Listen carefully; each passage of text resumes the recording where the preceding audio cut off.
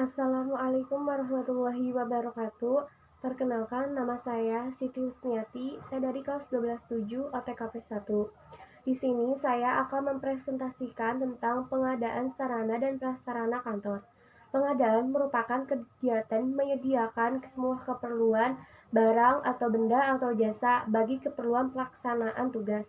Jadi, pengadaan fasilitas kantor berarti kegiatan menyediakan barang-barang fasilitas kantor yang digunakan untuk keperluan pekerjaan kantor dan penyelesaian pekerjaan tersebut. Pengadaan pelaksanaannya, kegiatan pengadaan harus memperhatikan hal-hal sebagai berikut. 1. Mengikuti prosedur pengolahan perbekalan. Yang kedua, menentukan jenis, kualitas, dan kuantitas perlengkapan yang diperlukan. Ketiga, menyediakan menggunakan perlengkapan kantor dalam kegiatan operasional. Keempat, menyediakan perbekalan sesuai dengan anggaran yang berlaku. Kelima, menyimpan dan memelihara perlengkapan. Keenam, mengumpulkan dan mengolah data perbekalan kantor. Ketujuh, menghapuskan perlengkapan yang sudah tidak dapat digunakan sesuai prosedur. Langkah-langkah pengadaan peralatan kantor. Yang ke-1, pengajuan surat permohonan ke gedung. Yang kedua, pemeriksaan stok barang di gudang oleh petugas. Yang ketiga, jika ada barang diberikan dengan bon pengeluaran.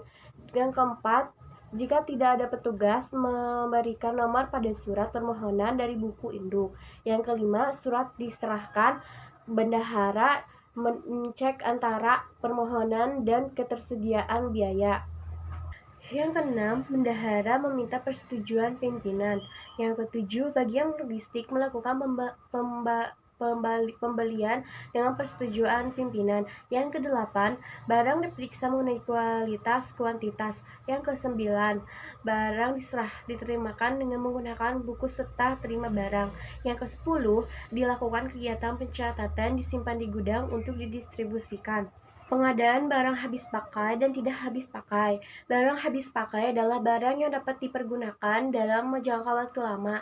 Contohnya, barang seperti ini dalam perkantoran adalah komputer, telepon, dan peralatan atau mesin lainnya. Sedangkan barang habis pakai adalah peralatan yang sebentar masa pemakaiannya, semisal alat tulis kantor, aneka kertas, lem, lain sebagainya.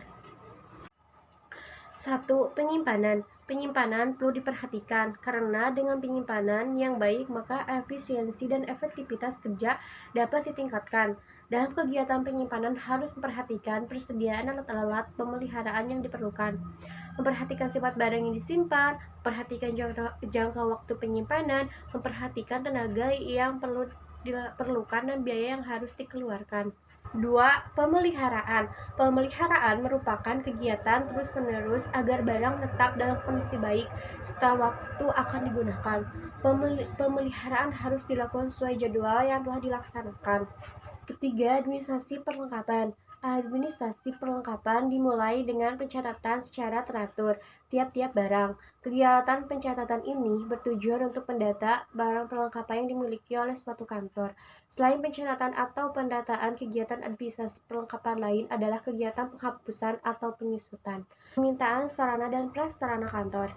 Pengertian permintaan sarana dan prasarana kantor. Permintaan sarana dan prasarana adalah jumlah sarana maupun prasarana yang dibutuhkan untuk memenuhi kebutuhan kantor terhadap staf, sarana, dan prasarana. Permintaan dalam ilmu ekonomi merupakan jumlah barang yang dimintai oleh konsumen terhadap suatu produk. Langkah-langkah permintaan sarana dan prasarana kantor. 1. Unit pemakaian mengajukan bon permintaan kepada bagian gudang dengan bon permintaan peralatan atau perlengkapan. Yang kedua, bagian administrasi gudang meneliti baik keluar apakah permintaan tersebut benar-benar harus dipenuhi maupun ke dalam apakah barang yang diminta ada dalam gedung. Yang ketiga, apabila permintaannya memenuhi syarat, selanjutnya disetujui dan persetujuan tersebut diserahkan ke pengurus peralatan atau perlengkapan. Yang keempat, persetujuan yang diterima oleh pengurus dijadikan pedoman untuk mengeluarkan peralatan atau perlengkapan dan disampaikan kepada unit pemakai. 5. Bagian administrasi gudang. Selanjutnya pembukuan peralatan dan perlengkapan yang dikeluarkan tersebut. 6. Bagian gudang menghitung persediaan peralatan atau perlengkapan baik secara administrasi maupun secara fisik. Yang ketujuh, bagian administrasi bersama bagian peralatan atau perlengkapan mengecek fisik persediaan peralatan atau perlengkapan secara bersama-sama apakah sesuai yang dicatat dengan keadaan sebenarnya. Yang kedelapan, pihak gudang selanjutnya melaporkan kepada pimpinan atau bendaharawan. Cara membeli perbekalan kantor office supplies yang baik. 1. Checklist yang akan dibeli. 2. Memperhatikan apakah alat tersebut akan berguna atau tidak. Yang ketiga, memilih teman bekerja yang tepat. Yang keempat, memperhatikan waktu dalam membeli alat kantor. Yang kelima, mencari toko alat kantor yang sesuai dengan kebutuhan. Yang keenam, memperhatikan penawaran dari supplier ini sendiri.